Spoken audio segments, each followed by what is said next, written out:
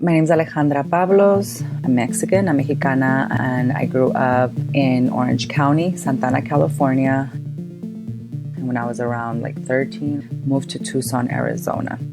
So in Tucson, it was my brother and my mom. She's been a single parent. So it was always the three of us, really close, a knit little family, but also we lived in multiple family homes. So it'd be my tia with her kids and then my other tia with her girlfriend and my mom, right? There was always these multiple family homes. I didn't get my actual resident card until I was 18 as an adult. And then later when I had some interactions with police and being arrested, I couldn't derive from my parents because I got my resident card as an adult. But yeah, somehow I just got left in the cracks. The first arrest I had was my DUI. I had a DUI in 2007. I remember when I first got arrested and taken to ICE, I was I'm a legal permanent resident. There must be a mistake.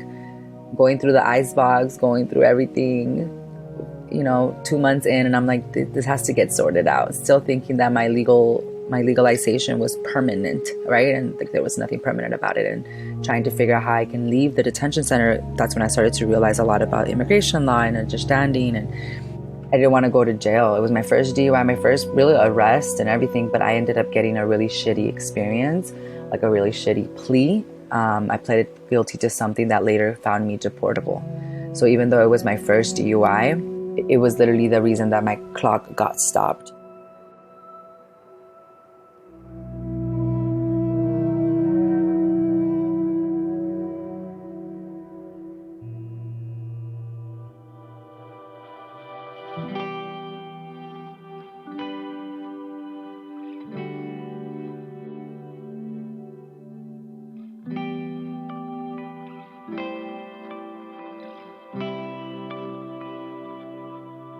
In 2011, ICE picks me up.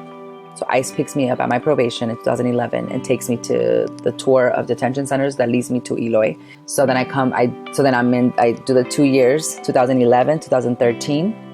I'm in Eloy, and I'm learning. I'm getting politicized. Towards the end of 2013, my brother comes home from Kuwait. He's fighting in the war. So my brother just started to organize, and he started to kind of talk to people. I started doing interviews. I got somebody to come and do an interview inside. But at the same time, it was when I finally got a bond hearing. And 2 years of being in there, they actually let me come home. And I came home 2013, September 24th, literally 2 years and 2 days later.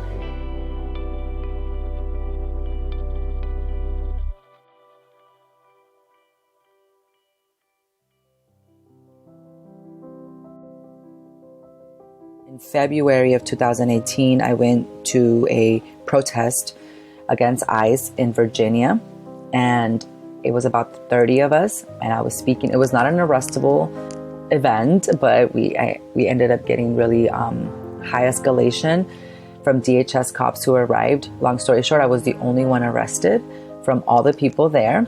That arrest that night, kind of triggered a lot. I ended up coming home that day, let out on my own recognizance. ICE calls me the next week and is hey, we found out in Tucson, we found out that you got arrested in Virginia. ICE in Virginia wants to come pick you up. But don't worry, he goes, just come to court, which was in March, and just come to your check-in and we'll be fine. We'll reassess you, he says. And so I go to my court in March. The next morning, the deportation officer emails me and is hey, we're gonna have to arrest you. So the next day I get arrested. I still ended up being I'm gonna organize, Mom. I told my mom, I said, Mom, I have to go in. We have to fight. I prefer to fight than to keep hiding, So, her and my sister-in-law walked me into the deportation office and to turn me in. It was really scary to again, not go into the unknown, right? Again, laws can be used against me. At the same time, laws are changing all the time. But I just remember being really just had a lot of desperation. I was just very scared. I had a lot of fear, and it was just was very worried. But then going inside, it was also like, wow, I knew what I went inside for, because I knew that I had to come out and share the stories of how worse it got in there. This time around, we couldn't even see a doctor, This time around, there was not even accountability. We couldn't even see ICE officers in there. It was only private CCA staff. This time around, visits were worse. We couldn't even touch people, right? So like, it was like I was in there to just go back inside and know how much important it was to keep trying to bring people home, keep doing casework, right?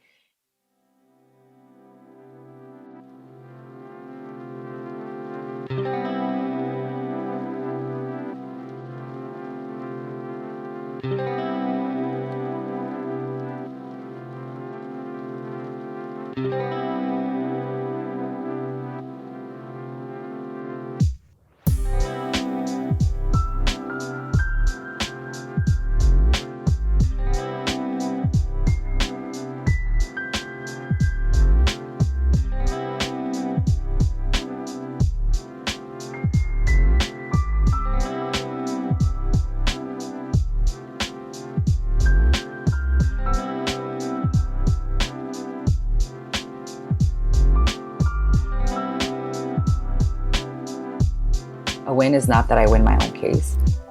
A win for me is that that we're shifting culture, that I'm impacting other people, and other people are sharing their stories of deportation, and they're also fighting back. Even when we think there is no solution, organizing works. Our work has shifted laws, has changed laws, has repealed them.